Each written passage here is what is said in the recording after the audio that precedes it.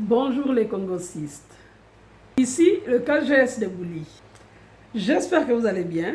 Asseyez-vous confortablement avec une chaise, un banc, un coussin, peu importe. Avec une bière, un jus, une mangue, des pop-corn. Mais asseyez-vous quand même. Des termes qui minorent des choses graves. On parle de viol quand il s'agit d'une femme qui est déjà en âge d'activité sexuelle. Et quand elle n'est pas consentante, c'est là-bas que le viol. Ça, c'est une barbarie. Un enfant de 3 ans, qu'est-ce que tu es en train de faire?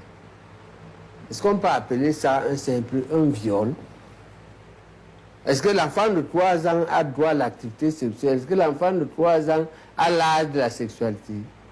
Ce que tu fais là, ça ne peut s'expliquer que pour moi, à toi, c'est un malade mental, c'est ça l'excuse. C'est un imbécile. Un imbécile qui pense qu'il est en train de faire un rite, c'est-à-dire qu'il allait aller chez Alain Membou, qui lui a dit qu'il ne peut pas résoudre son problème. Lui, il a compris qu'il faut faire ce qu'il lui a dit, il ne sait pas lire Alain Membou. Écoutez Alain Membou entre les mots. Quand Alain Membou te dit qu'il faut que tu violes un bébé de 3 ans, il est en train de te dire que ce que tu demandes est impossible. C'est toi qui n'as pas les oreilles. C'est pourquoi il dit que tu es un imbécile.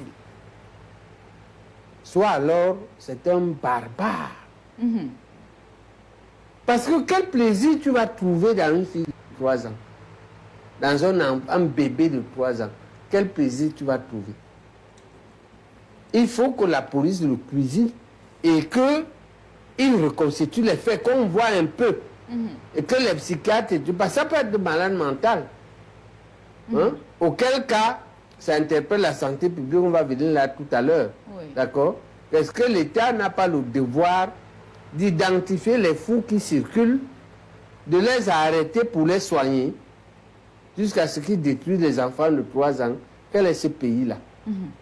Maintenant, si c'est une affaire de rite d'Alain Membou, il faut aussi que l'État organise ça.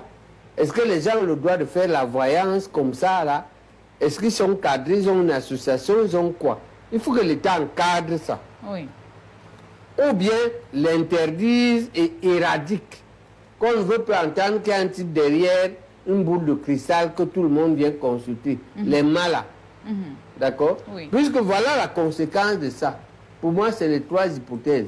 Mais ce n'est pas un débat sur le viol. C'est un débat sur la barbarie. D'où vient, quelles sont ici, comme disait Bénaud dans sa sagesse, quelles sont les causes d'une telle barbarie? C'est ça le débat. Le débat n'est pas... Le débat du viol, c'est que, je dis n'importe quoi, là où tu es là, tu ne veux pas, et on abuse de toi. C'est là le viol.